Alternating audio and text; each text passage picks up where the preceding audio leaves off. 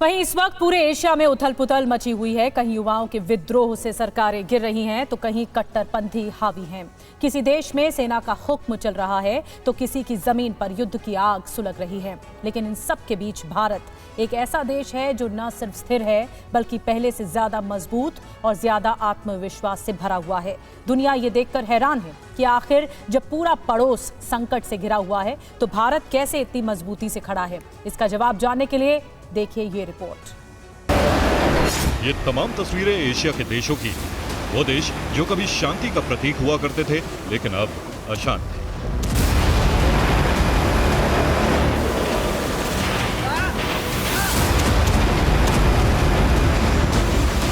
जेन जी के विद्रोह ने नेपाल को वर्षों पीछे धकेल दिया है। हालात सुधारने की जिम्मेदारी अंतरिम सरकार को दी गई है। उधर कट्टरपंथियों के मंसूबों से आहत बांग्लादेश आंसू बहा रहा है। वहां 1.5 साल बाद भी नई सरकार नहीं बन पाई। कुछ ऐसे ही हालात म्यांमार के भी हैं। म्यांमार लंबे वक्त से फौजी बूटों के नीचे दबा सिसकियां ले रहा है।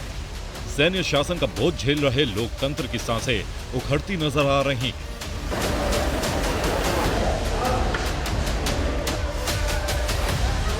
इन तीनों मुल्कों के अलावा एशिया के बाकी कुछ और देशों के हालात भी खराब हैं। श्रीलंका आर्थिक तबाही और राजनीतिक अस्थिरता से जूझ रहा है। पाकिस्तान में सरकार तो है लेकिन असली सत्ता सेना के पास है। थाईलैंड और कंबोडिया अभी जंग के मलबे को साफ करने में लगे। इसी जंग के चक्कर में थाईलैंड की पूर्व प्रधानमंत्री शिनवात्रा की कुर्सी चली गई और सबसे शांत कहे जाने वाले जापान के प्रधानमंत्री भी इस्तीफा दे चुके हैं। यानी एशिया के नक्शे पर हर कोने से अस्थिरता का धुआं उठ रहा है।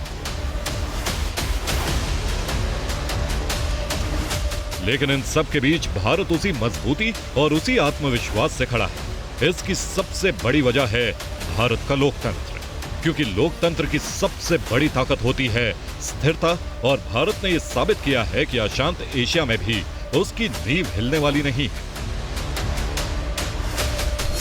भारत के लोकतंत्र ने हर बार अपनी ताकत को साबित किया है। नियमित चुनाव, जनता का भरोसा और नीतियों की निरंतरता, इन सब ने भारत को बाकी एशिया से अलग किया है। तमाम मुश्किलों के बीच भारत की इस मजबूती की सबसे बड़ी वजह मोदी सरकार की स्थिर नीतियां हैं। यही नीतियां भारत के आत्मविश्वास का सबसे बड़ा आधार बनी।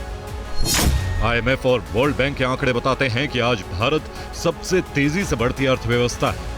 सरकार की डिजिटल इंडिया मुहिम ने उत्तर से दक्षिण और पूर्व से पश्चिम तक देश के सभी लोगों को जोड़ा है।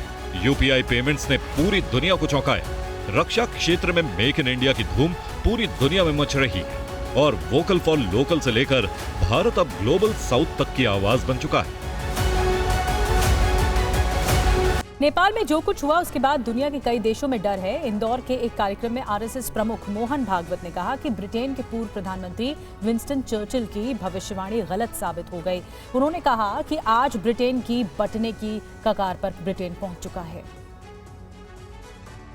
ज्ञान, कर्म और भक्ति की संतुलित त्रिवेणी जीवन में कैसे बहाना, ये हमारे पूर्वजों ने अनेक पंथ संप्रदायों के माध्यम से अनेक रास्ते बताकर सबको बताया है। उस पर श्रद्धा रखकर आज भी अपना देश चलता है और इसलिए सबकी भविष्यवाणियां झूठी कराकर हमारा देश आगे बढ़ रहा है।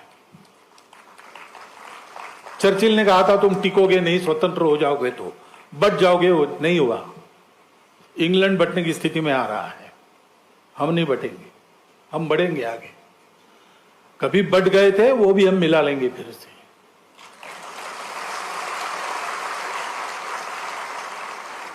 क्योंकि ये जीवन विद्या हमारे पास है और जीवन विद्या हमारे पूर्वजों ने दी। वो जीवन विद्या नित्य हमको सिखाने वाले हमारे साथ है। व्यक्ति भी है, तपस्वी महात्मा भी है, हमारी प्रकृति है, हमारे पहाड़ है, हमारी नदियां है, हमारे पत्थर है, हमारे पेड़ है, हमारे पशु पक्षी है,